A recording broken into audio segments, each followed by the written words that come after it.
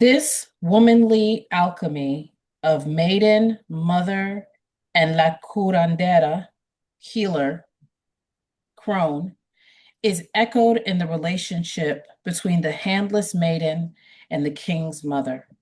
They are a similar psychic equation, though in this tale, the king's mother is a little sketchy. Like the maiden at the beginning of the tale, with her right of the white gown and the chalk circle, the old mother knows her ancient rights also, as we shall see. Once the child self is born, the old queen mother sends a message about the young queen's infant to the king.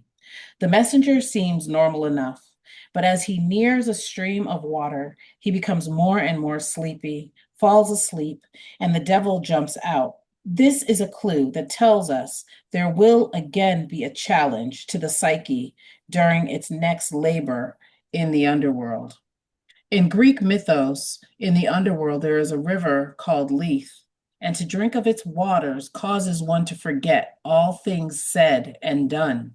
Psychologically, this means to fall asleep to one's actual life. The runner, who is supposed to enable communication between these two main correspondences of the new psyche, cannot yet hold its own against the destructive, seductive force in the psyche. The communicating function of the psyche becomes sleepy, lies down, falls asleep, and forgets. So, guess who is always out and about? Why, the old tracker of maidens, the hungry devil. By the word devil in the story, we see how this story was overlaid by more recent religious material. In the story, the messenger, stream, and the sleep that causes forgetfulness reveal that the old religion is right underneath the storyline, just the next layer down. This has been the archetypal pattern of descent since the beginning of time. And we too follow this timeless system. Likewise, we have a history of terrible chores behind us. We have seen death's steamy breath. We have braved the clutching forests, the marching trees, the roots that rip, that trip, the fog that blinks. We are psychic heroines with a valice full of medals. And who can blame us now? We want to rest. We deserve to rest, for we have been through a lot. And so we lie down next to a lovely stream. The sacred process is not forgotten. Just, just, well, we would like to take a break just for a while, just going to close our eyes for a minute. I like that. Welcome back to Come to the Brink. So, as we do sometimes, we opened with a selection from Women Who Run with the Wolves by Dr. Clarissa Pincola Estes. And I feel like this conversation about needing to rest, about laying down to rest for a moment, to close our eyes, the way death engulfs us, the way we forget things that we should have forgot, that we should remember, is very, very important to our conversation today. So, as you know, right, as you know, on Come to the Brink, this is a space where we gather in truth, where we talk about the grief that lingers, the moments that shape us, and sacred tools that bring us back to ourselves. So today's guest is a force, a conjurer of stories, a root woman, a grief witness, a ritual architect. She is Renée Michele, a multi-hyphenate creative whose world stretches across the realms of spirit, story, and sacred service. She is a Hoodoo practitioner and a Yayi in Palo Mayombe, where she navigates spiritual realms with intentional and ancestral devotion, always bringing respect, purpose, and just the right amount of sanctified chaos. She is the founder of Geechee Gal Roots, and is it Accents? Accessing. Accessence to offering roots in cultural reclamation, handmade ritual goods, and storytelling from the soul. She's also an artist, a poet, and an author of works like Lock, Stock, and Smoking Metaphors, Enamored, the love letters, and deeply anticipated, I know it was the blood. Oh, that sounds good. And if all that wasn't enough, she shows up as a death doula quietly, gently, offering non-clinical spiritual care to those crossing the veil. So Renee was referred to me by a mutual friend who said, you gotta talk to Renee. You gotta have a real hoodoo person on the show. And I had already told her I was so excited to have this conversation about grief, hoodoo, herbs, and the quiet magic of staying present. So yeah, let's jump in. Renee, thank you so much for being here. Thank you for having me. Thank you so much.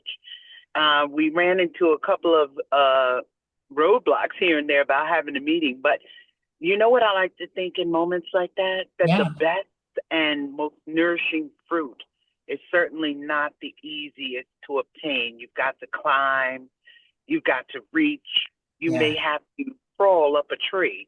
yeah. But if you are patient and you do the work, you can have the best of the fruit. Absolutely, absolutely, 100%. But we have made it today. So you're many things, right? Multi-hyphenate, but at the core, I feel like your work is about truth and embodiment and about memory. So I want to begin at the beginning. So what was your childhood like? Were you magical even then? My childhood was filled with trauma, um, which is, I think, what makes us as Black people very magical. Mm, You know, I like to think of us as that egg that a lot of our ancestors used. Like when we talk about, we call it magic now. hmm. And back then it was just their way. That was their way of doing things. And you know, when you go to get an egg, it is cracked open from an outside force so that you can get the nourishment. And the trauma is the cracking, the trauma is the breaking. Wow. So I was like that egg. I was unfortunately cracked open before I could hatch myself. There were a lot of things placed on me and in me. Um, and I don't think I would have been the woman I am today had not those things happened. Now, don't get me wrong, because this is the things that I want to shatter in our community. If you ask me, would I have gone through this again to be where I am today? I'm going to tell you absolutely not.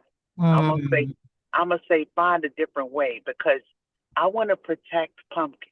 You know, we all had a childhood name, and mine was Pumpkin, okay. and nobody protected her.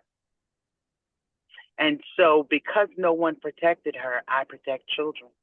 I protect elderly. I protect people who are in compromised spaces or in compromised form to make sure that they never feel the way Pumpkin felt.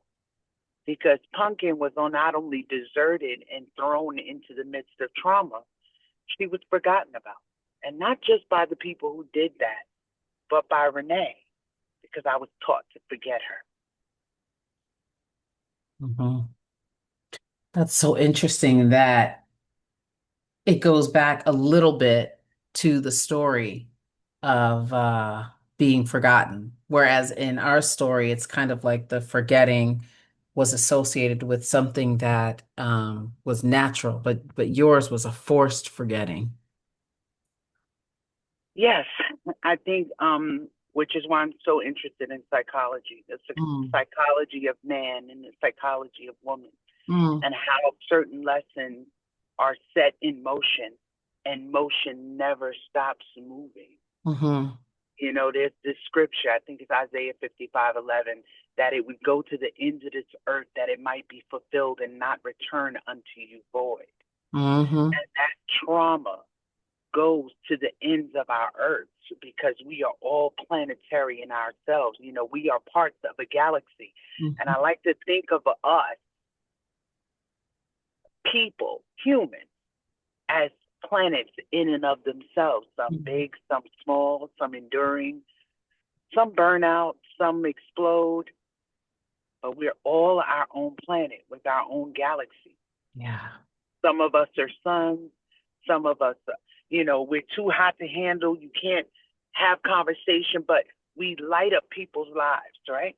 And Yeah. some of us are earth, some of us are so grounded and in the bad ways, stuck in our own selves. And I believe that that trauma went to the ends of my earth and it was fulfilled. And though it left voids, it didn't come back to me void. Mm. When you say it didn't come back to you void, I'm wondering about the role of grief and all that, or did you even have the language of grief at that time, or were you too young? Well, I'm a writer and I've always been a writer because when I was a little girl, my father used to get the New York Times every Sunday Okay. when it was really big, Hmm. and he would get it up out of the newsstand, which was right downstairs from my building, and he would bring it upstairs and put it on the kitchen table, and he'd go sit in the living room until I woke up. And when I woke up, I'd go to the bathroom, go brush my teeth, and then I'd waddle into the kitchen, climb up on the chair, pull that big old newspaper down, pick it up as we fell, and waddle into the living room. Put it on the chair, the handle of my daddy's chair, climb up on his lap, and we read it cover to cover. Wow. So I have always, always, always been a reader and a writer. Okay.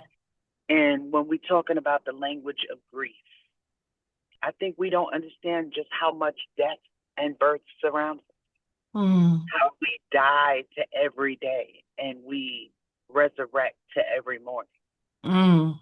And when you begin to understand that birth and death resides in every moment, Hmm.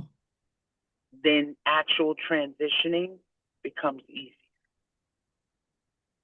So how did you get from the little girl reading the newspaper, dealing with trauma, to the hoodoo practitioner that you are now? Like, how did hoodoo come into your life? So, the first trauma was the breaking up of my parents Mm. and seeing that my mother was this little girl raising four children who, in her own ways, ran away from that responsibility. A lot of it fell on my oldest sister's lap. That's why when I graduated, and a lot of people don't agree with me, I stopped speaking to a cousin because of this. I graduated and I did not invite my mom, but I took my sister, Mm.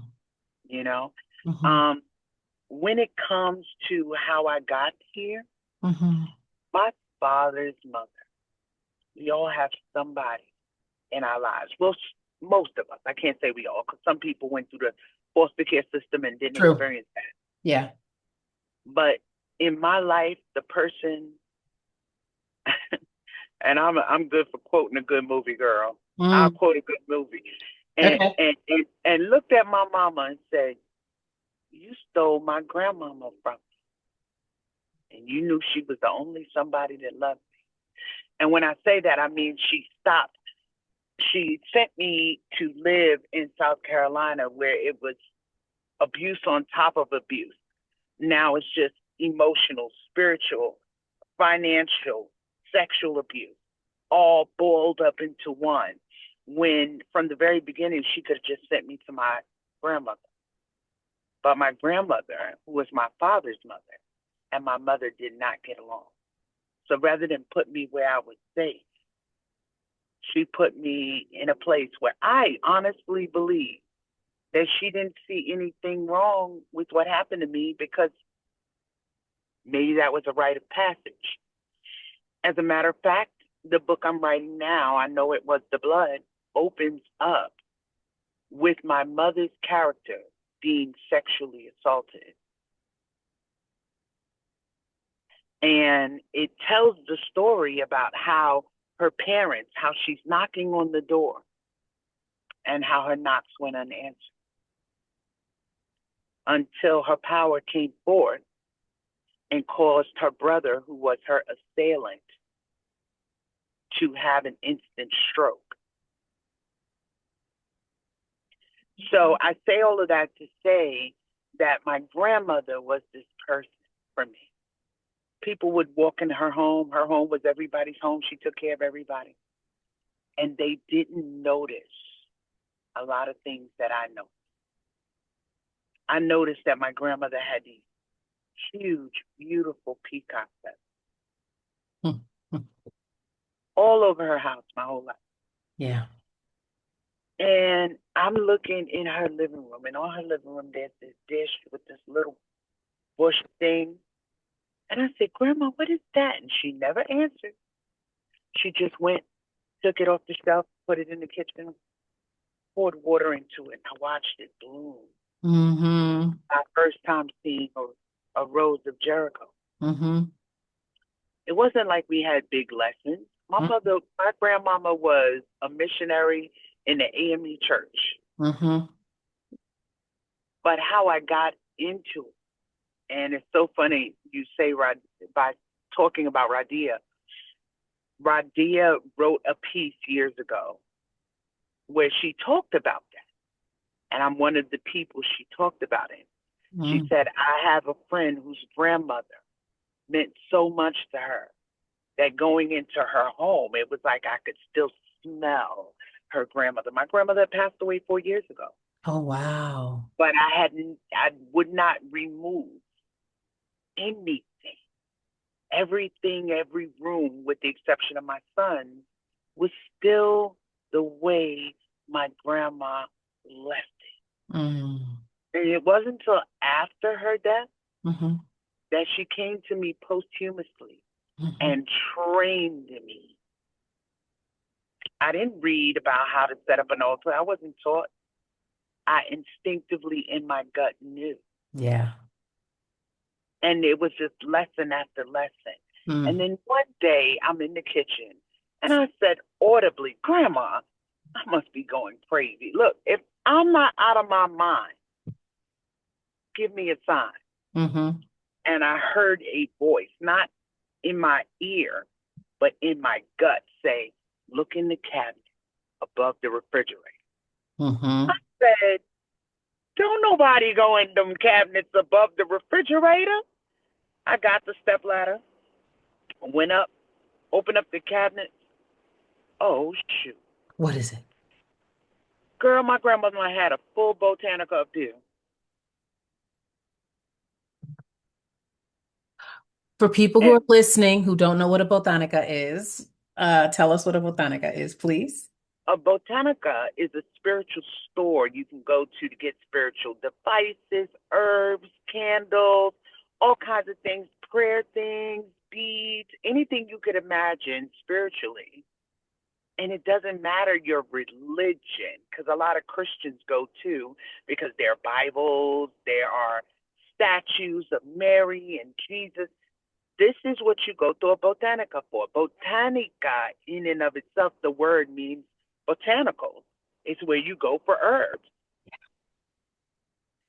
What- And she had all kinds of candles. She had all sorts of things. And right then and there, I knew that this was my path, because no matter who came into her house, the everyone else thought it was an apartment. But for me, I could see that things were hidden in plain sight. Mm. And were you an adult when this happened? When I fully started stepping into it, yes, I Okay. lost, but I've always been spiritual. But I lost Okay. my grandmother when I was 30 years old. Okay. Okay. Okay. All right. But you always, did you hear voices? How did your gifts or your abilities present themselves when you were young? As a small child, it was always in song. Mm.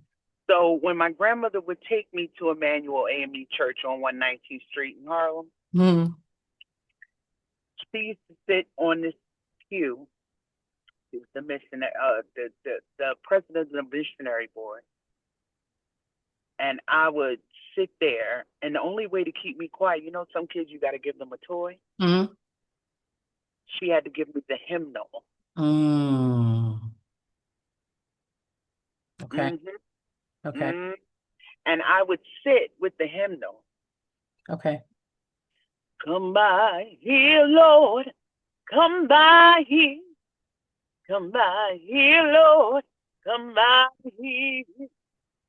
Somebody needs you, Lord. Come by here. Oh, come by here. My favorite song. Swing low, sweet chariot, coming for to carry me home. I just want to point out that was the song about transitioning. Yeah. And I was singing it from the time I was 2.5, 3 years old. Yeah. Yeah. So coming fully into the understanding of what was happening, 30 and up. But I've always been spiritual. Got it. I would go into churches and I would sing, and the spirit would come down. Oh Lord, oh Lord, oh Lord, how now in the tradition that I'm in, I always reach for gospel music. Mm-hmm. I did a whole series called Hoodoo Hymn. Mm-hmm. And in that series, which you can see on Facebook, you can see, I think some of it went over to Threads, some of it is on Instagram. In Hoodoo Hymns, I tell you how certain songs evoke certain emotions. I love it. I love it. So I want to talk about hoodoo for a second because I before our call today, I was looking for new psalms for opening roads and opening paths. So I'll tell you what I settled on. But before we do that, a lot of people hear hoodoo and they don't really know what it means, or they confuse it with pop culture or worse, with something that's evil or dark. So, in your words, what is hoodoo to you? Hoodoo is distinctly for the Africans born in America. And people can argue all day, argue with your mom, because hoodoo was born to help us through the trauma of slavery. Okay? Um, Hoodoo is a love letter to our ancestors. It's a love letter for our ancestors. It's a love letter from our ancestors. It is looking into a mirror spiritually and being able to embrace and love on who we are, not on who we can be, Mm, not on who we create, but who we are. mm. Like, one of the things I'm very grateful for, and it's happened a lot in our tradition, that people grow up and they're like, oh, I'm so dark, I want to be lighter. Girl, I see some of my darker cousins, I'll be pissed off. Like, why can't I be blue black like that? Like, I want to be blacker.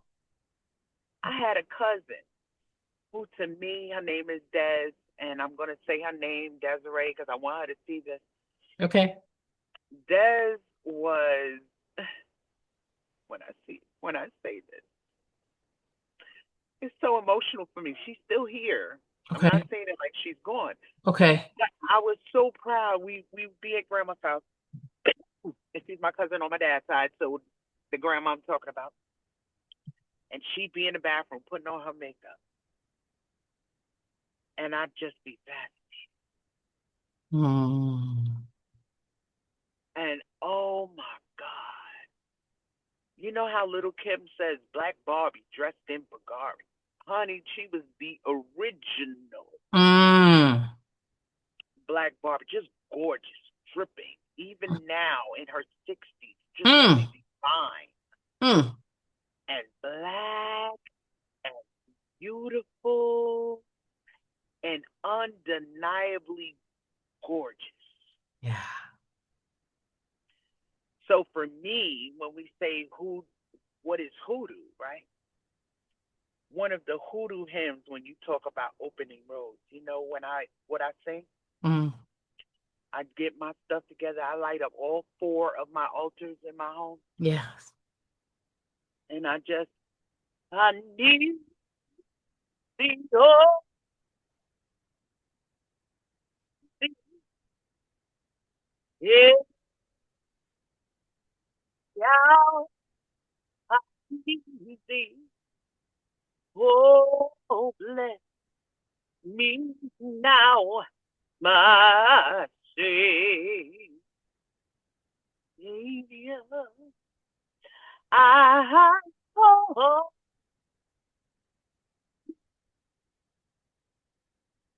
to thee. And the reason that's a road opener, Hmm. because there's all sorts of hoodoo now. And I respect every path that a person weaves together for themselves. Okay. Because I hear people a lot say, well, hoodoo isn't a religion. It's a it's a it's a tradition, it's a way of life. Well, that's how you live it. It's my religion. And to me, whether you believe in Christ or not, right? Watch what I do. I need thee. When I call myself Lord, right? Because there's some of us who believe I am God. The Hmm. Bible says it, Hmm. that Yes. we are gods. Yes. So when you're saying I need thee, I'm calling on my highest self. Yes. I need thee. Oh, I need thee. Yes. Not tomorrow, not yesterday, right? Not just right now, but every hour I need thee. Yeah. Bless me now, my Savior, because I'm saving myself. Yeah. I come at the stage that I'm at to thee, to my highest self. Hmm. Because when you align with all versions of yourself at your highest peak, Hmm. anything that comes to stop you, you're undeniable. It opens roads naturally. Hmm. So you use the hymns, obviously, and do you use the Psalms as well? Do you use them interchangeably, or do you find the Oh, Psalms as like your main method? I literally used the Psalms. I want to say 6 years ago, I made some lip balms in my Oh, Geechee Gas store, yeah. and they were called prayer balms Uh-huh. instead of prayer songs. Oh, And so on every two, it was Isaiah 55:11, which, as I said earlier, yeah. that the word will depart from my mouth and not return Return unto me void. void. Yeah. So I used to make those so that when people sat in meditation, because meditation to me is not just talking to God, but listening to God. So when I'm praying, then I got to stop talking so I can hear. I got to meditate on being able to receive whatever message. And the prayer bombs, I put them around and I say what it is. This is Yeah. my verbal I petition. love that. I It's love that. action. Hoodoo is action. Hoodoo It's is a verb. It's an action word. it is a verb. It is an action word. And so I don't have, like, I can point out practices, maybe like many of us that have, parents or grandparents from the South. So both my grandparents were from Georgia. My father's side is West Indian, but my grandmother was from Tifton, Georgia, and my grandfather was from Americus. And so there are just things that she did that now I look back and I'm like, oh, snap, that's hoodoo. Like sweeping the porch every that's hoodoo. There was just like so the the well, this might not be hoodoo, but the number books by the bed, That's hoodoo. divination. Sure. That's hoodoo. I watch them numbers because them numbers always going to tell me something. That I wish I could get my hands. My grandparents had so many of those books around the house. I know you Girl, you talking about order them them. dream books? I got Yeah. some. I Oh got my gosh, the old school dream. I mean, we grew up with that, like dream big books red, on full the little. bed. I mean, on the nightstand. So when they Mhm. woke up, they just reach over. The dream book is right next to the Bible. Exactly. Like, did you think about this? Think about the 27 Club, all those celebrities who Yeah. died at the age of 27. Yeah. 2 plus 7 equals 9, and 9 is the number of completion. Completion. Their journey was complete. Mm-hmm. Mm-hmm. Malcolm Jamal Warner, 54, comes up to 9. Mm-hmm. Yeah. Interesting. Hulk Hogan, 71. 8. What is that? Karmic, you died on the same day that you ran to 10 years ago. And the thing about 8 is it's that number of extremes. It can be like extremely good or extremely challenging. It's karmic. What goes around comes around. Yeah. Yeah. How old was Ozzy again? Ozzy was in his 70s as well. I think Ozzy was 72, I think. And if he was 72, that's nine. I think. I'm not, I'm not, don't quote me because I haven't been following Ozzy as much. But Your viewers are gonna get a kick out of that little piece we just did, you know. what? Well, and we added up the numbers. Yeah. Malcolm was 54. That's nine. His cycle was completed. As much as it hurts us, Yeah. we all come here with a reason. When Yeah. I used to preach funerals, I would talk to people about living your dash because you're only responsible for that line, not Yeah. the beginning or the end. Mm-hmm. I remember watching a movie with Liam Neeson, Okay. and it was a movie where their airplane crashed into a mountain, and the wolves on the mountain meticulously chased each person that survived the plane Okay. down. Uh-huh. And what happened before each character died, a significant person in their life Mm-hmm. came back for them. Mm. Like showed up, they would see them, they would and at the end of the movie I was very choked up and I was talking to a friend and he was like, what did you think? I said, I just have always felt that when we pass away, when we transition, that there is someone waiting for us that went before we went Mm. to help us through the transition. And at the moment I said that, I heard my grandmother in my belly, here we go in my gut again, said, Mm. and I'll be there when you go. Mm. Mm-hmm. Every time I say that, and I've said it 100 times, and Mm-hmm. I'll be there when you go, Mm-hmm. I fill with emotion Mm-hmm. because she loved me so absolutely more than either one of my parents. Mm-hmm. Yeah. When my mother was transitioning, she started to call people that I didn't even know, like cousins from her childhood, like when she would sort of come back to herself, quote unquote, and I would be like, Mom, who is such and such that you were calling? Or I'd ask my cousin, and she'd be like, Oh, that's her cousin, so and so. And so I was like, wow, that's something else. And then one day she was smiling and she was like, Do you see my friend? Do you see my friend? And I was like, Girl, who are you talking about? There's nobody in this hospital room except you and me. Who are you talking about? And she was like, The person standing over my head. And I was like, Oh, okay. Nope, don't see him. You know what? It's realer than real deal Holyfield. It is Because so real.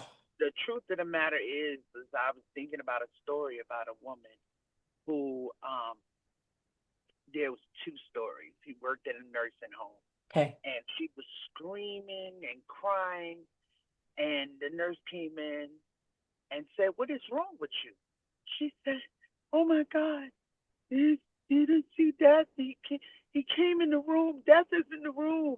And she said jokingly, well, he better go and come back after my shift because I don't feel like staying doing no paperwork. And the lady was all right her whole shift. Okay. She signed out, went home. The lady died the next shift overnight.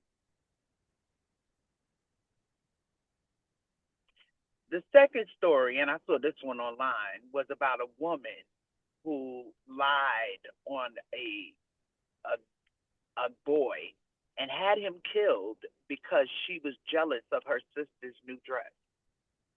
And she was crying and saying, pointing in the room in the corner, no one could see. She was describing the boy she had killed. She What? said that she was saying he came back for her. What? Wow. That's why I try to live my life. And I think you and I discussed it briefly before when I was telling you all of these black men were online, and not all of them, because a lot of them are like F him. But we're mourning Hulk Hogan. I'm like, listen, you gonna get the life you live. I said, then nothing makes me sicker. That's like going to a church and having a funeral where the pastor sitting up there lying about what a good person, the person in the casket. You know that person wasn't good. Why are we responsible for the legacies of people who don't care enough about their legacies not to feel or think that way? Well, Because let's where does hate leave you? well, let's talk about that because maybe there's some sort of energetic resonance, some familiarity that they see or that they're seeking. I'd love to hear what you have to say about that. In terms of their racism? No, I just in terms of their maleness, because even I'm thinking about like Kevin Samuels, right? Like when Kevin Samuels passed, and a lot of people were just I'm like, sorry. right? People were just like, okay. But a lot of men were very upset that at people's reaction to his passing. Girl, I went and got me some wine. You know why? Because all the things that you said about black women Yeah, and women, let's just tell the truth and shame the devil. yeah. It's like when I see a person complain too much about gay people, Mm-hmm. I'm like, just come out the closet. Mm-hmm. Stop being mad Mm-hmm. at people who did it, Who are living openly. and you can't. And you feel So like you can't. to me, Kevin Samuels was one of those undercover closet people, and that's just my feelings. I'm not trying to spread anything. So keep your smoke over there. But in watching his mannerisms, watching the way that he spoke, and having been a woman who has gone to school in the village in New York City, and some of my first and favorite friends were very gay, were trans when people did not know what trans was. So certain things I recognized, and there was just certain flair to Mr. Sam. And what he did for those men is he reiterated their incorrectness. It did not matter whether he was right or wrong. He made them feel validated. Yeah. And this is the illness that we suffer as humans: Yeah. black, white, green, braid, Yeah. Kermit the Frog, orange. Is that you see how that made no sense? Because we know Kermit ain't. Mm-hmm. But I'm a rock that because it sounded good in what I just said. No, it's incorrect. We need to stop looking for validation outside of ourselves. When we look for validation outside of ourselves, we're in constant want. Mm-hmm. And the Bible that these folks claim to love and read says, "The Lord is my shepherd, I shall not want." Mm-hmm. So anytime you're in want, you are not in alignment. Mm-hmm. And the problem is that this is from an intricate system, and nobody wants to break down the parts to see how it works, right? I said to someone the other day, if I had a choice between a conservative woman and a liberal white woman and a conservative white woman, guess which one I'm picking? The conservative, Exactly. Because I know obviously. who she is. She's already shown me that she doesn't like my hair, and just the whole lot of us, she'd rather really do without. But what I don't like, and I'm not saying all liberal white women are like this, because they're not. There's some who actually Hmm. are, I don't even want to say allies, but because I hate that word now. It's so Yeah, but painful. I like co-conspirators. I like that. I like that too. Hmm. Because whenever a woman has to announce she's an ally, just wait. They Hmm. all lie, Hmm. Yeah. and I believe that these are the women who keep breeding racism, who keep it going. Those are the ones that raise their children, that teach them that this is how you think about people of other races, of other cultures. They don't teach their children, hey, be respectful and meet people and learn who they are. Like, there are certain indicators for me that tell me right away, you racist as hell. If a person says to me, I don't see color, In 2025. girl, the first thing I'll say is, how you stop at traffic lights? Hmm. And I had somebody get mad at me. Tell me, why would you say that? Why would you say that? Because to tell me you don't see my color is dismissive. Because I was always going to be black. Even before they knew I was going to be female, they knew I was going to be black. Hmm. So you going to miss the most important thing about me? It's just like when I was trying to educate a few people, and I'm like, don't tell me that you're white. Because that's a social construct created in the 1600s to create a legal caste system. What is your culture? Because even people who identify as black will tell you after that, yeah, I'm African American, I'm Caribbean American, I'm from Haiti, I'm from the Dominican Republic, I'm from Africa, I'm from Nigeria. They will tell you where their culture is from. And I keep telling people who identify as white, the problem with that is what what are you? When people say you have no culture, this is why they say it, because you have traded in your culture for an emperor's new set of clothes, for a crown that doesn't exist. So when we talk about why people think about that, it's all locked into this intricate system of racism and its proximity to whiteness. Yeah. And I think that so one of the books that I love is The Great Cosmic Mother. And in that book, the writers talk about the ways that European was colonized out of their paganism, out of their indigenous practices, the worship of the mother, and how that has impacted us. I also love how she talks about like, how they took midwifery away and like all of the jobs that were done by women is somehow, or all of the things that women did was associated with devilment. But when the men do it, it's different. So I want to talk about these intersections, right? Because you walk with a couple of different intersections. So you walk with Palo Mayombe.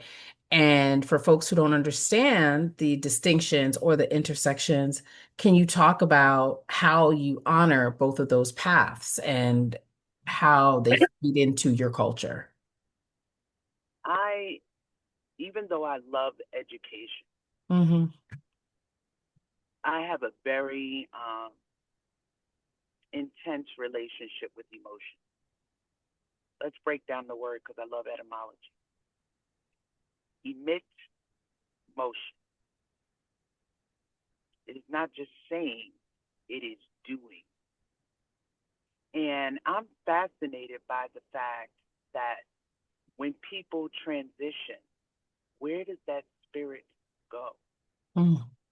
We've been taught in this realm that when people die, they're just gone. And that is not true. I'm sure in your experience, since your mother is gone, she's shown up in Hmm. little things that tap you on the shoulder that say, hey, remember when we did this? Like whenever I see a peacock feather, I smile because I feel like my grandma's around me. And if I see a globe, because when I was 10 And she asked me, "What do you want for your birthday?" I said, "I want a globe." I was so fascinated that Mm, all the little pinpoints all over this round ball were big places. So whenever a globe shows up, I know she's around me. mhm, mhm, So energy is not transferred. mhm, It's not dissipated. It's transferred mhm, from one point to another. mhm. My son was proof positive of that for me. And here we go with numbers again. You ready? My brother was born August 17th, 1969. Okay. He died July 19th, 1991. Okay. My mother's mother, who was very close to him, and I wasn't even in this tradition then, but I paid attention. I saw things that were in plain sight, like hidden in plain sight. My grandmother, my mother's mother, died July 19th, 1972. Same day, 19 years apart. Mhm. Wow. I turned to my mother and said, she came back for him. Mhm. I mourned my brother so much because my mother had 4 kids. So it was always my 2 older sisters and then me and my brother. And when it seemed like everybody else had gone back to their lives, I couldn't. He was just my best friend. And I mourned him until he returned on August 1st, 1996. You see how the numbers Hmm. transform? Mhm. So when I shared this with my mother, I said, my son is my brother, return. And people always say, y'all argue like brother and sister. Mm. And she said, well, your son was born on the 1st. My son was born on the 17th. So where's the 7th? So that's easy. Elijah is the 7 life path. Did she know what you were talking about when you said that? I always break it down so Okay. that, she doesn't fully understand it, Hmm. but she knows I know what I'm talking Hmm. Yeah. So for folks who don't know what we're talking about numerology with these numbers, and it's the science of numbers, and it is the belief that the numbers carry a certain frequency, a certain energy, and a certain meaning. So when we were talking about nine, that would be a number of completion, right? Certain numbers hold very important frequencies. So, I'm just curious as to why people would, and it's so important for us, especially hmm. as people of color, Okay. learn about numbers and what they say to you. Look at the matrix. It opens up with ones and zeros. Yeah. Any computer system data, they speak in ones and zeros, right? Yeah. So why is it that technology can speak in which is the ones and zeros, making their own language, Mhm. creating, but we think it means nothing. Well, I think that's the way we were taught. I mean, this is a very new conversation that we're having. I mean, this is extremely new. I mean, Oh well, I gotta tell you, Zoe, though, but I'm not talking to people say like me and you who are open to learning something yeah. beyond what we've learned. No, but I'm saying in the masses, I mean, historically, this is an extremely new conversation. I mean, I'm saying within the past probably 10 years, really. I mean, COVID opened up a lot for people metaphysically, but we were not taught this in school. This is like a very secret knowledge that only certain people had. I also think we were also, at least in the West, it's very linear, right? Nobody was talking about numerology. I mean, I've been living this lifestyle for 31 or 32 years now. And when I first fell into this in the 90s, in the mid 90s, like, yeah, 1993 or so, it was very few people that were having these conversations. I mean, Agreed. very few. And even now, if you look at like families, It's usually like one or two like weird people in the family who are having these things. So we're not having these conversations because it's not taught. We're not having these conversations because if we were having these conversations, the whole world would be different. Like I think about that all the time. Like if I knew about numerology, I was always into astrology from a young kid, but if we were taught that we are the temple, everything would be different. Yeah, I mean, now right. people are leaving the church, but I mean, for me, I was raised by boomers. So, Same. right. So it's just like everything outside of Jesus was the devil. Well, that's what I wanted to introduce. And since the last time we spoke, I started doing my paperwork for my own church, Hmm. but it's not a church in the traditional. It's a church teaching people about foraging, what herbs to get, how to use certain herbs to bathe, what works to pull certain things off of you, what works to lift your energy and spirit out of the swamps of depression. So, also going through the Bible in a hoodoo way, Hmm. Yeah. you Yeah. know, What does that mean to you specifically? Like, I know what it means for me, but what does that mean to you to use the Bible in a hoodoo way? okay, let's take a story where the Israelites were in the desert and they created this place of worship, and they had the inner courts, right, where you had to be consecrated for 3 days before going in to the inner courts, right? And they always tied something around your ankle with bells. Mm, And if the bells stopped ringing, they knew that you had fallen down dead because you were in the presence of what is it? The Holy Grail. hmm. All right. Now, the Holy Grail was known to be a cup, like a chalice. The chalice is shaped like the back of our head. Hmm. That our shoulders are the base of the cup. Hmm. Our our spine right here up at the bottom is the Hmm. handle, Hmm. and the goblet is the shape of our head. Sure. Our pituitary gland, or our holy grail, is right in the midst of that. Hmm. And the hoodoo way of looking at that is when you allow people, they need to be consecrated. They need to understand your truth, your alignment, your greatness. Not everybody should have access to your inner courts. Everybody is not anointed to be before your holy grail or to sip from your cup.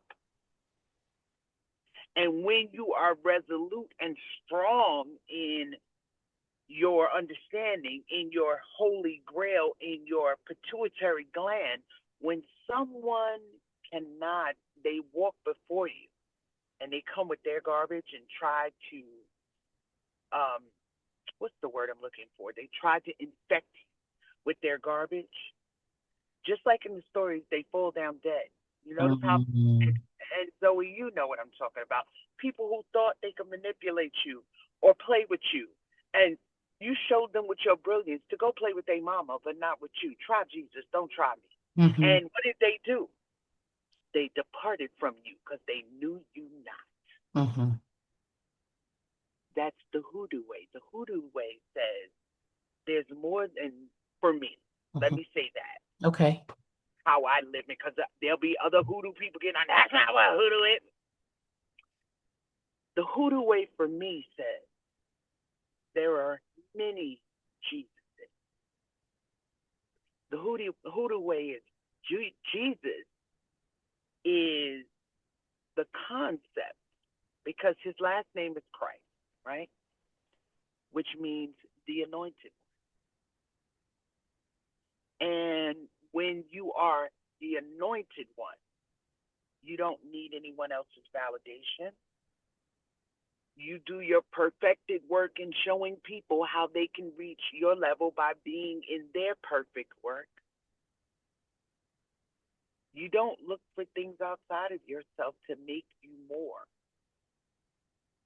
Now, don't misunderstand me. No man is an island. This means, you know how the Bible says, not forsaking the fellowship. The fellowship is important. Yes, we have times where we're by ourselves. Yes, we have times where we focus and we go into our hermit stage, but you got to come back out. Hmm.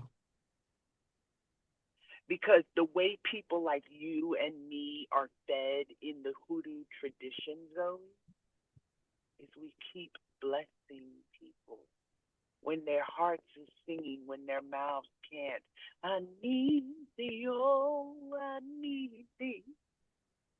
And we show up, not as their God, but as a tool used by their God, which is their higher self, to help them reach and obtain their greatness. Mm. Got it. So let's shift to this grief conversation, sort of within what we've been talking about so far. So you and I have both walked with grief, not just personally, but like you're saying, professionally, spiritually, communally. How do you see grief showing up in our community? I don't think grief shows up in our community. I think I think grief lives in our community. I do. And I think we need to learn how to compartmentalize and give grief its respect for its place in our community. And I think so much we don't want to be accountable for that portion of our lives because grief doesn't just come through death, even though I know that's what you're talking about. But those little deaths that we have every day prepare us for great loss in the grief that we are talking about. Well, when I say how does it show up, I mean, how do you see it? Like, how is it manifesting itself? No, I got you 100%. Yeah. So how And does that, how do you see that happening? I see it happening in unjust police stops. I see it happening in the death of the relationship between black men and black women. I see it in the death of the relationship between black women and black women. Mm. I see it in the death of expression. Say more about that. The death of expression, and one of the worst things someone can do is steal your voice. Mm.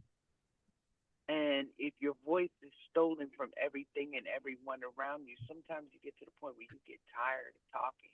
And so Mm. you grow silent. Hmm. You know, it's like that saying that I stopped talking to keep the peace, but it didn't stop the war inside of me. Mm. I stopped talking to keep the peace, but it didn't stop the war inside. Yeah. Yeah, I feel like we see that a lot, or I should say, I've seen that a lot with elders when they just go silent, but you know something's going on. I've learned in grief, whatever the grief is, Yes. I wrap my hands around myself. And I've learned how to embrace Renee completely and fully. Mm. And I tell myself that I am enough to be Mm. enough for Mm. all versions of Renee. For all versions. So when you were saying that we need to make a place for the grief because it's alive, that entails accepting all versions of ourselves. Absolutely. Mm. Because there are versions of Renee Yeah. that has done less than stellar things in survival mode. And I want to say this to her, and I want you to forgive me for saying it in this way. But, bitch, thank you. Mhm. Because it wasn't easy, but you did what you needed to do so that I can survive into the next day. Mhm. Literally, and this is what we don't understand as humans. There comes a time in your life, and I'm not just talking about a physical death, when your parents pick you up for the very last time, when they stop parenting you in the way of teaching, and Mm. you have to learn how to parent yourself. So Yeah. there were times I made decisions that on the outside it was like, bitch, what is you doing? But Yeah. that was the mother in me protecting the child in me. Like if Mhm. you were caught in an array of bullets and you had your child, the first thing you're going to do is throw your body in the way to keep your child safe. Yeah. And being a victim of sexual abuse, Mhm. I put my body in the way of those bullets sometimes Mhm. to protect me, the little girl in me. Mhm. If that little girl needed something, right? Like for me, I don't know what it is, but I'm going to share this. For me, when it comes to dealing with a man, I love arms. Mhm. I just fucking adore arms. Mhm. And the stronger, the better, Mhm. because I didn't always feel safe. Mhm. A younger, uneducated Renee gave whatever she needed to give so that she could have those arms. Mhm. In hindsight, not great, but I'm grateful to her. Mhm. I'm grateful to Renee for giving what she needed to give so that Pumpkin could get what she needed to get. Got it. And that's a grief in and of itself. It is. I mean, there's a grief in, like you're saying, when your parents aren't able to parent you anymore. There's a grief in that when it's like, oh, I'm I'm not going to get the apologies that I wanted from my parents. I'm not going to get the recognition for the things that happened to me from my parents. I'm just never going to get that, especially if they have like dementia or something like my mom wound up having. Right. There just comes a point where it's like, okay, I'm not going to ever get it. I've just got to move on. So there is a grief in that as But well. you know what's so wonderful Yeah. about this tradition, or these traditions anymore, Yes. Yes. is that you start to open your mind to the extraordinary. And when you do, excuse me, when you do, you'll get those apologies. Yes. They will show up through another voice, Yeah. they will show up in another way. Yes. Just like we talked about, I hate to go back to oh boy, Hulk Hogan, dying 10 years to the day it shows up that you always, everybody gonna pay the piper. Excuse me, I was under that air conditioner today. Everybody pays the piper. Everybody gets their just desserts, which is another writer. If you've never read her, phenomenal. I hate that she passed, but we all transition. Hmm. J. California Cooper, Oh, J. California Cooper. honey, Mm. one of her books. I don't know if it was In Search of Satisfaction or The Wake of the Wind, Mm. but in one of those books, everyone got their just desserts, Mm-hmm. even the characters you like. Mm-hmm. Yeah. Like that was the first book I read and learned that there was a pregnancy. You could get pregnant with twins from two different men. Mm-hmm. Because one of the characters in the book, I was like, "Is this real?" Looked it up. Oh yeah, well. Mm-hmm. Mm-hmm. Mm-hmm. And there was a character in there who did everything he could to save his daughter, even kill. And in the end, he ended up losing his life. Because guess what? Everybody has to pay the piper. The only thing that I have to learn, if I work real hard to be good and decent to other people, is to remember to be as good to Renee as I am to others. Mm-hmm. Mm-hmm. Because I truly believe that we pay for the ways that we treat ourselves. Mm-hmm. Yeah, absolutely. Absolutely. And we do get those, well, I will say I definitely got my apologies once they transitioned. Again, because of the traditions, because of the system, because of setting up an altar and tending to it and creating a space to facilitate that conversation. And as you said, the openness as well that these traditions afford us. So, how do you think hoodoo meets grief? Are there like, do you think there are herbs that people can take for grief? Like, what do you think about that? One of the things that I do so that people can separate from that kind of thing, like I do black walnut baths. Black walnut baths are Mm. good for the separation. It's good for cutting ties. It's good for that sort of thing. So it's helpful in that way.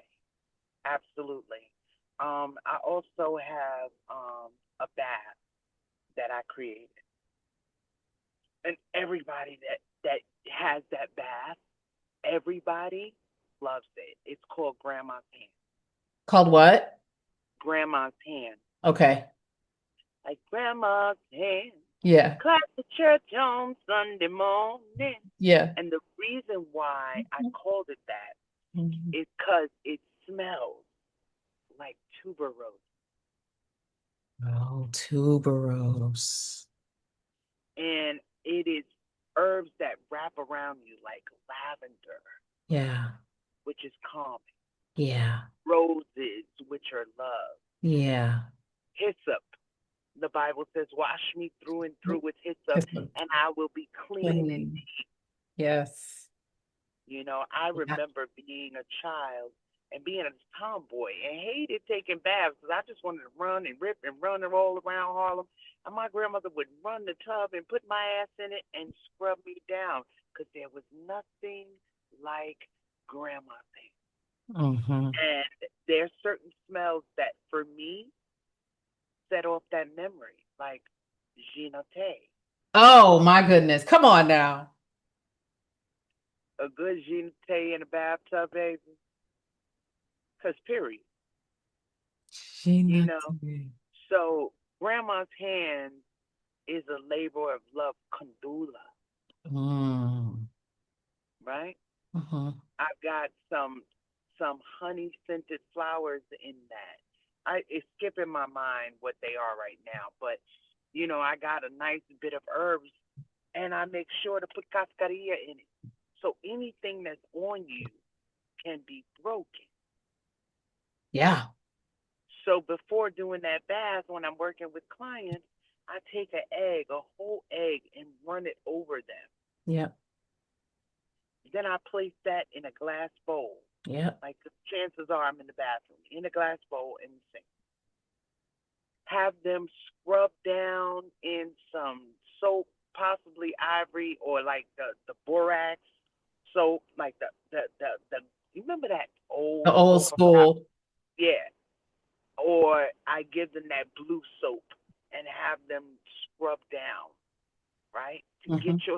your body clean. And Mm-hmm. now we're gonna submerge you into a bath, grandma's hand. Mm-hmm. So even if you've never experienced the grandma, you know you're being held by grandma's hands. And I know this because my best friend, I've never called him white. He's Italian. I call him white appearing.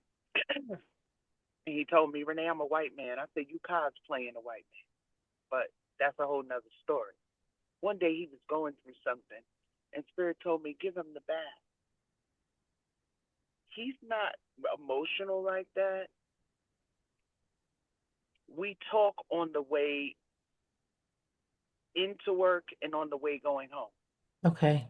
And on the way going home, he held the bath in his hand the entire time. I said, nigga, put it down. Yeah.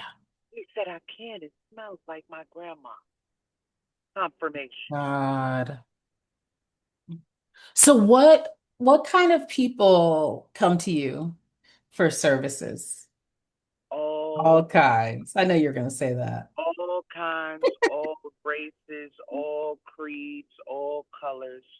Yeah. What Just it like they did to our ancestors. Yeah. Yeah. What kind of things do people come to you for?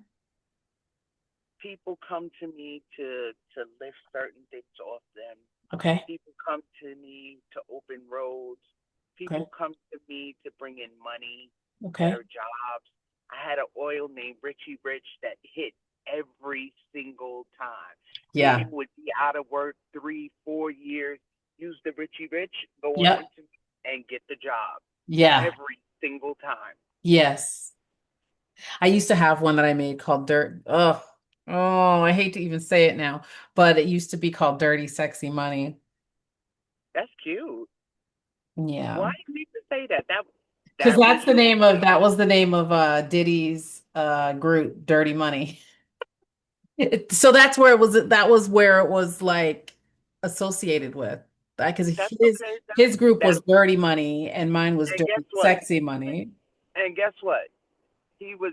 It was not what you thought it was back then. So it's not tainted. He is. Yeah, it's not, yeah, truly. Like I had an Truly. oil called My Way, right? Ah, And My Way was the oil you wore when you wanted certain things to happen for you to go your yeah. way. Yep. Everybody had a Jezebel oil, Yep. right? Oh, I got my Jezebel root right here.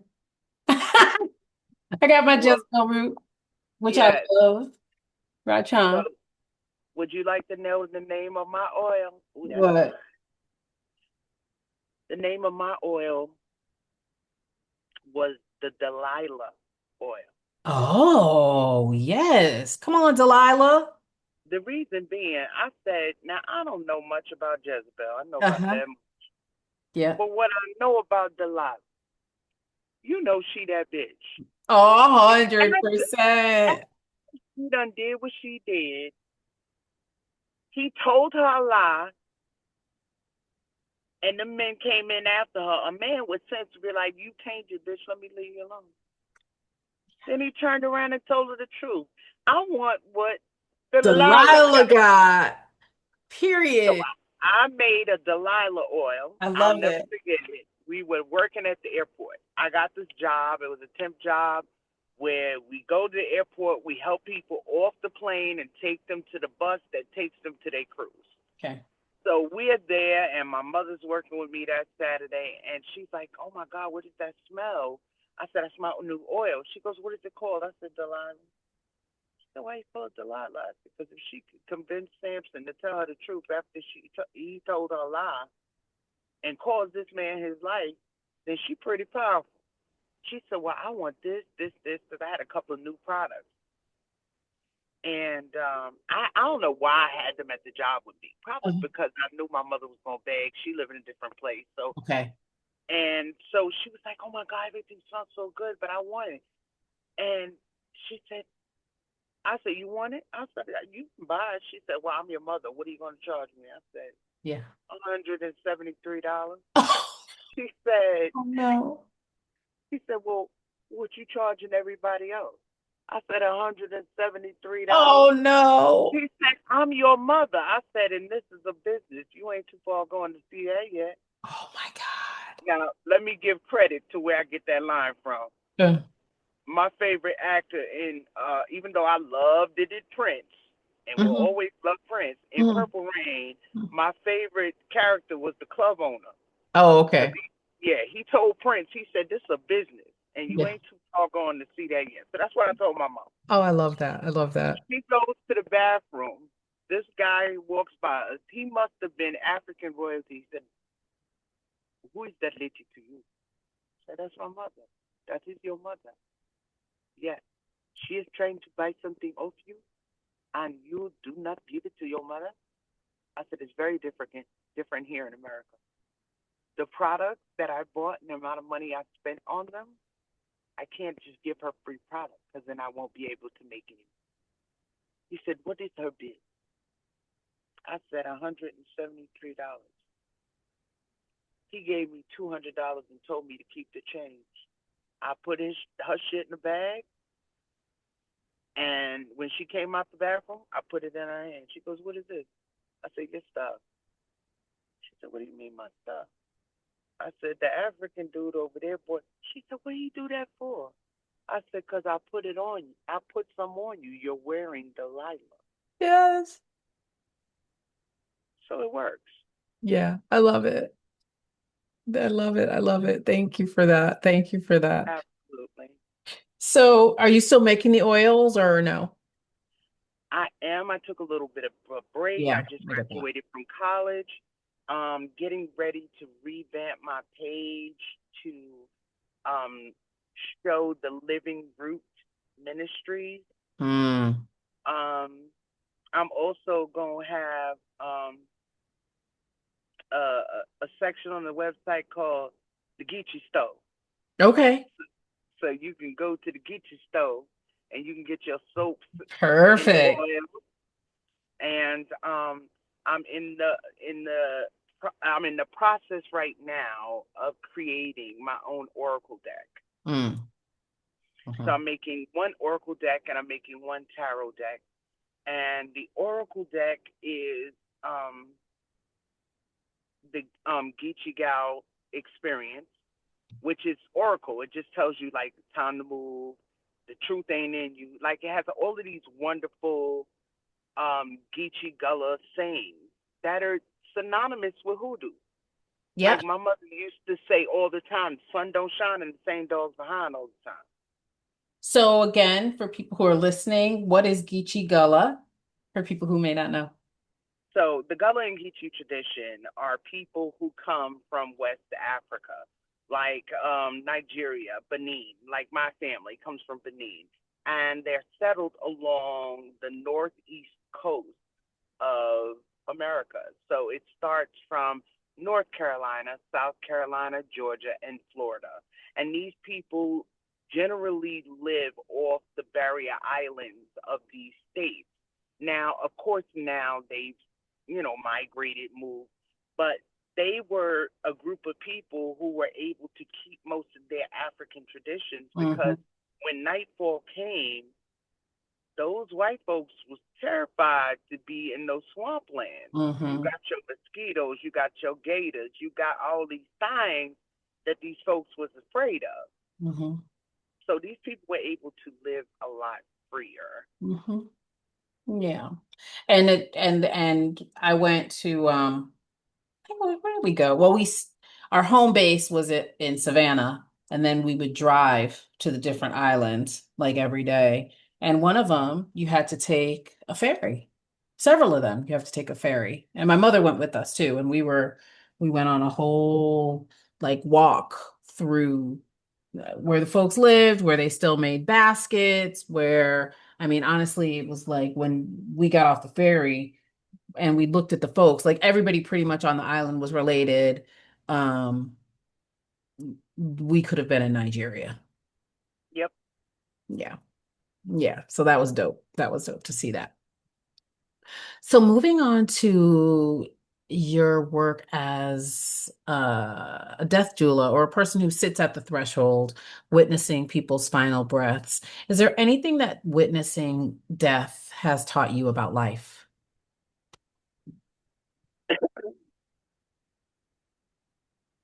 The fragility of life. Mm, I think we are taught, especially as Black women, to be so strong that we forget the fragile parts of us. We learn mm-hmm, how we learn how to shatter ourselves. mm-hmm, And birth and death command a respect of the fragility of life. mm, So witnessing death has shown me no, I'm that is truly um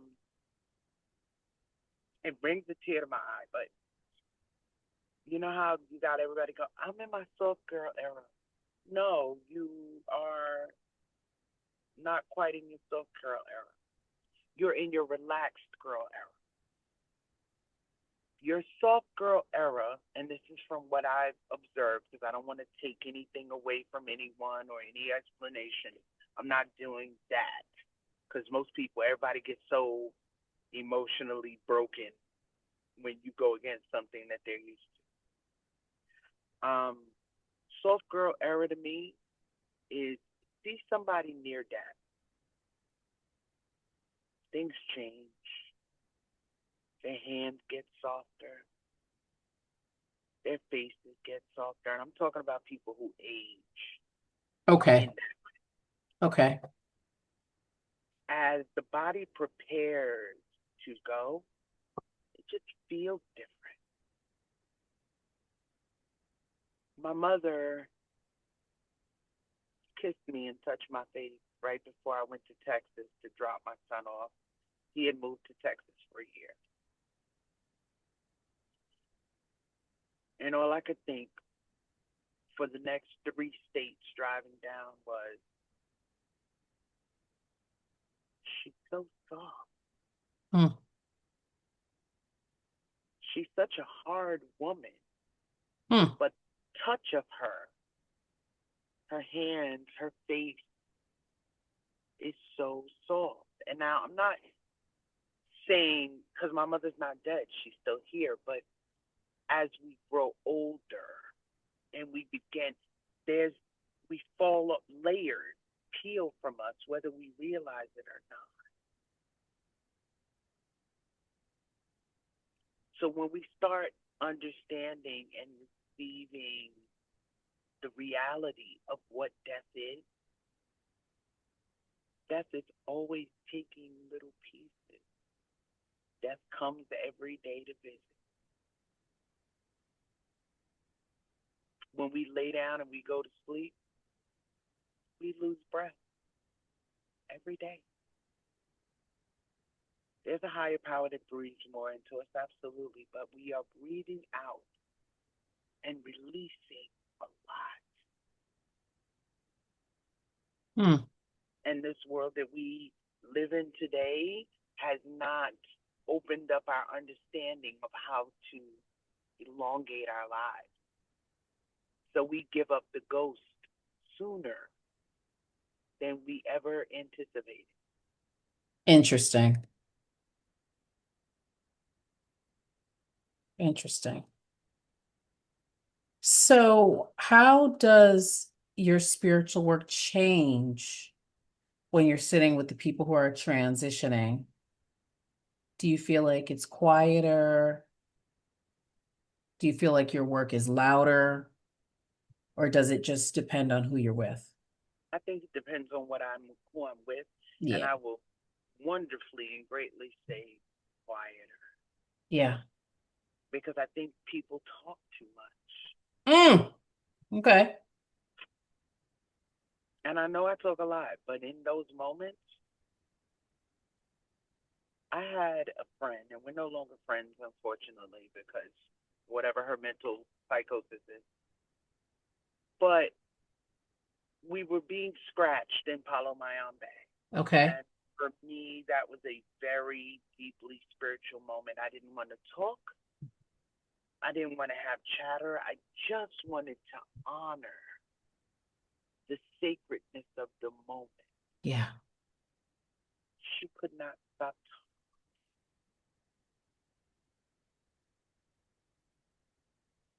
In Palo Mayombe, you are surrendering, you are offering yourself up, and they are scratching, taking blood and giving it to the pot for protection. It's an honoring and a relationship with the dead. It is an honor and respect that I'm talking about that's important. Giving grief its role. Mm-hmm. Death its role. Whether you honor it or not, it exists. This is one of the reasons I love Harry Potter, where they tell you about the Sorcerer's Stone, the cloak, and the wand. And at the end, they talk about the person who meets with death as though it were an old friend. Hmm. Because death says, now you're in your soft girl now. Death says, let me hold that for you. You carried that. So Death it's like says, a it's final, not final, well, but not a, final, but like of this life, it's yeah. final because I'm not gonna be this Zoe. So I'm gonna be, are you saying like handed over to people? You can't see me. I'm motioning. I just keep motioning to Renee, like giving something, because this is what I'm hearing you're saying. It's like that, like when my mom was passing, like the last thing she did. She took like those last 6 breaths, And and then what does that the was Bible it. say?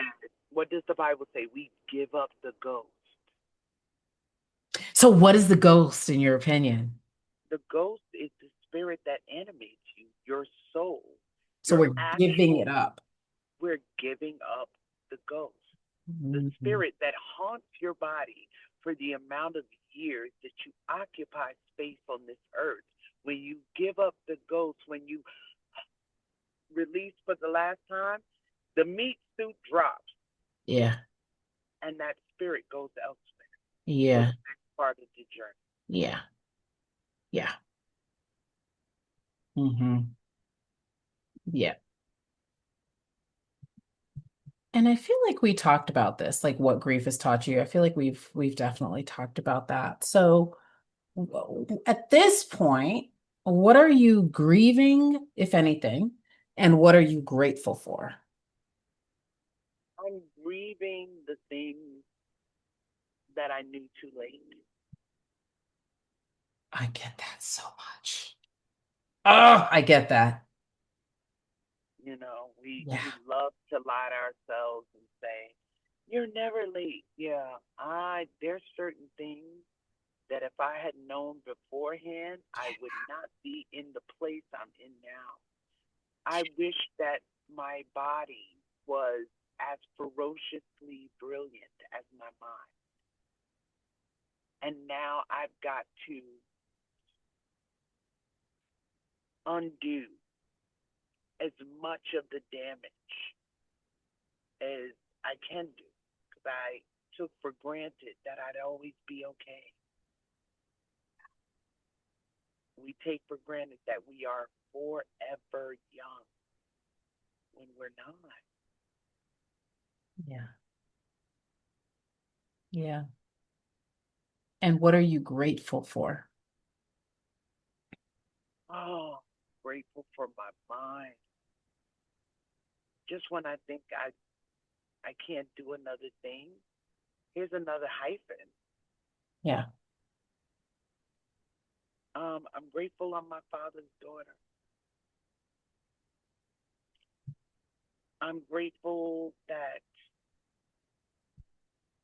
even though I fight with depression from time to time, because that's an impact, you just do.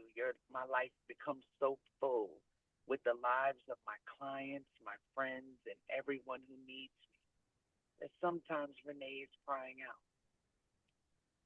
And I miss a life that I could have had.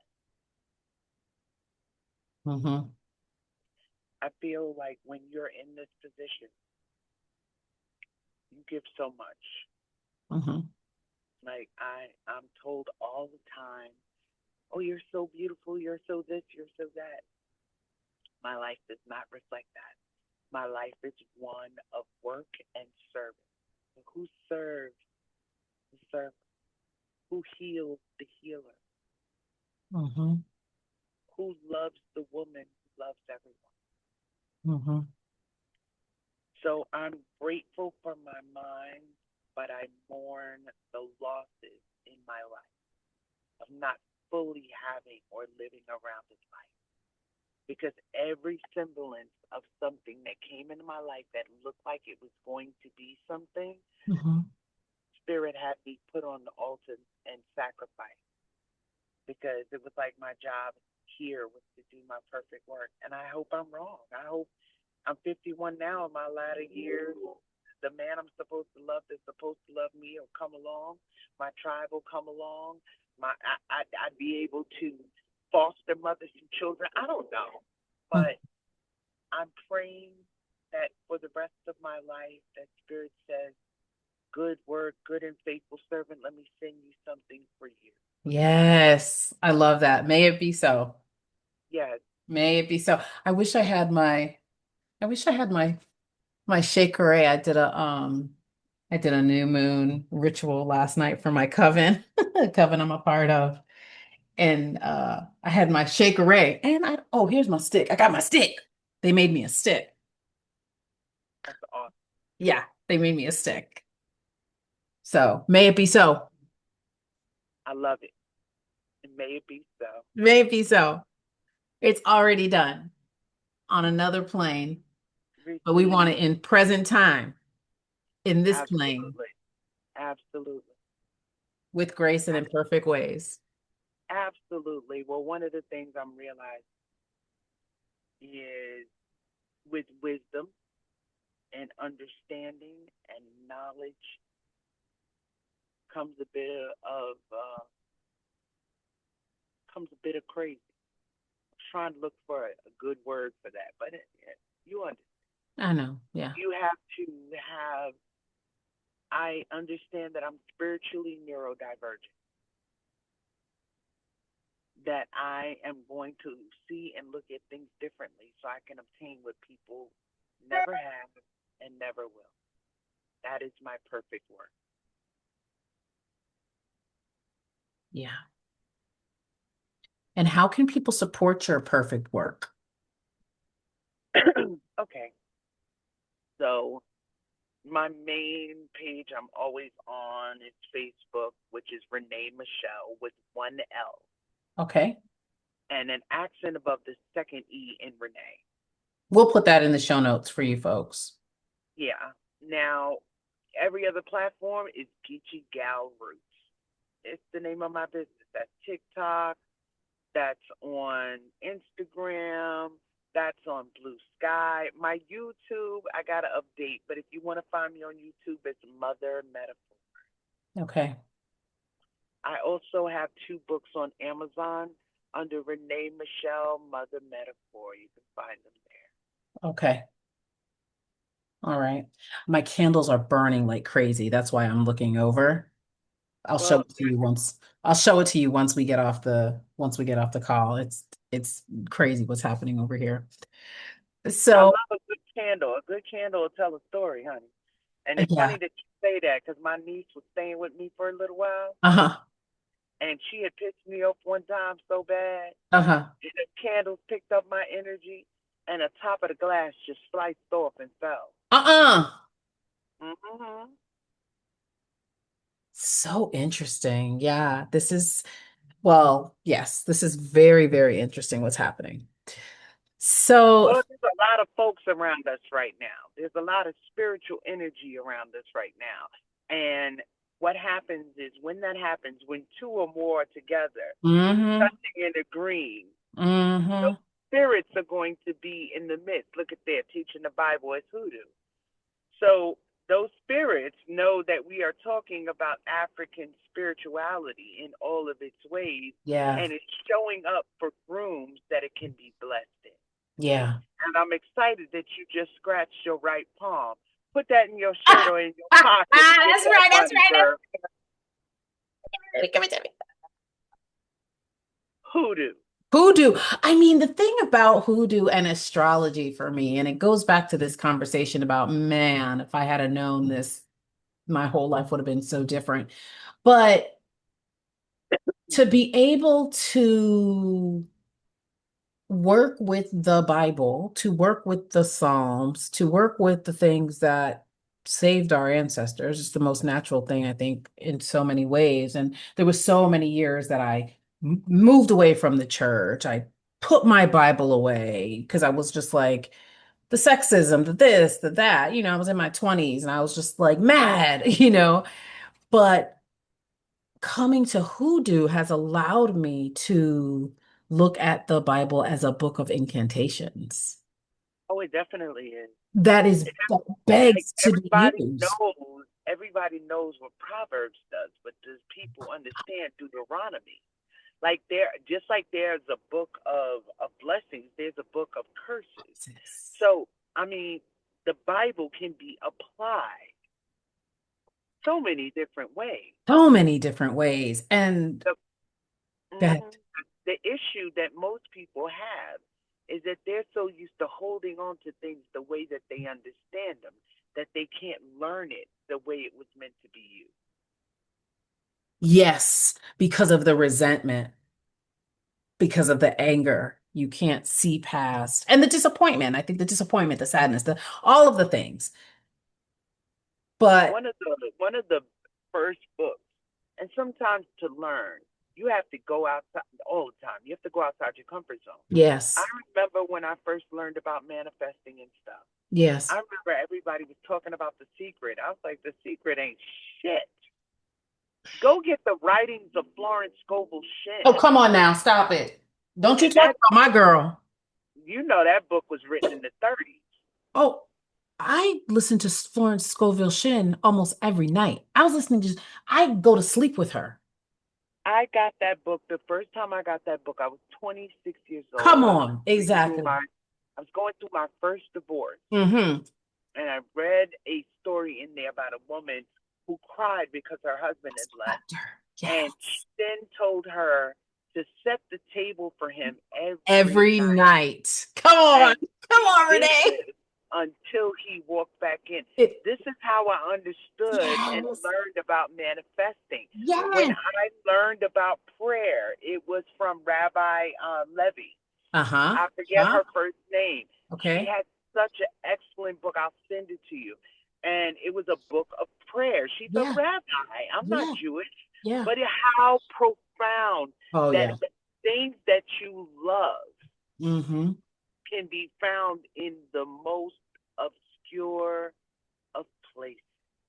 Yes. Yeah. And And also in the places you uncomfortable at. I have a whole nother Facebook page mhm. where my picture is of what's his name? From the boys, the show The Boys. Oh, I never watched it. Okay, the lead character, he's like an anti Superman. Okay. He presents as a good guy, but low key he's a villain. Okay. And he's racist. Okay. So I have a Facebook page where that is my profile picture, and I have a couple other pictures up from the show. Okay. And I have a whole other side of Facebook where I have a whole bunch of racist friends. Mm-hmm. Why do I do this, you ask? Because psychology is so interesting to me. We know how we are different. How are we the same? Mm-hmm.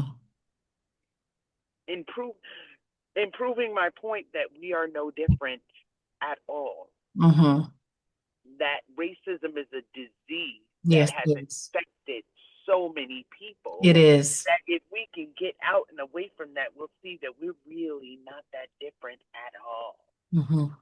Yeah, it's a disease for sure. It's a disease. Well, shout out to Florence. I love that you brought her up. There's so much, of those early works from the 30s, and I 100% agree with you about The Secret. I feel like The Secret has gotten diluted over the years. When it first came out, it was when people were first starting to talk about that book and the movie What the Bleep. It just got diluted and made about something different. Like, oh, you can get a boat, you can get all these things. But Florence and Neville Goddard and Abdullah, like all these people from the 1910s and the 20s and the 30s, they were throwing down those, which really are Hermetic principles that that's I really what they were throwing down. I honestly believe that to me, The Secret was the biggest waste of time. It was like a money grab for me to the people who were involved in the movie, Yeah. because Scoville Shin didn't teach it about prosperity. She taught it No, about how to deal with all levels of your life, and and it was phenomenal. I know, but her and Neville and yeah, they weren't really. It just got diluted, and even when because there was a like a behind the scenes with some of the people from The Secret, and they were saying they felt like the most important parts of the teachings were taken out, and for It this was commercialized. prosperity, for yeah, it just was totally commercialized, which is a shame because there's so much there's just so much hate now around mind and prosperity thinking and all of that. And it's because of the money grab people. But, new thought and all of that stuff, at least for me, it totally changed my life. I mean, I got into it at 23 and my life is totally different. You know, it works. These things work, right? Yeah, they do. It's just the And people come in with the money grab. they absolutely do. Yeah. And I'm ready to work it because it works. It works. It works if you work it. Well, this has been so good. And It hopefully you'll has. come on again, maybe after your latest book comes out and you can come back on and we'll conversate some more. That would be absolutely amazing. Yeah. Any last words for the folks or anything that you wanted to make sure that was put out into the airwaves? I read a quote today. It was by an imam, Okay. but the quote said, um, it was something to the effect that my heart is at ease now that I know that I have not missed what was meant for me. Because what was meant for me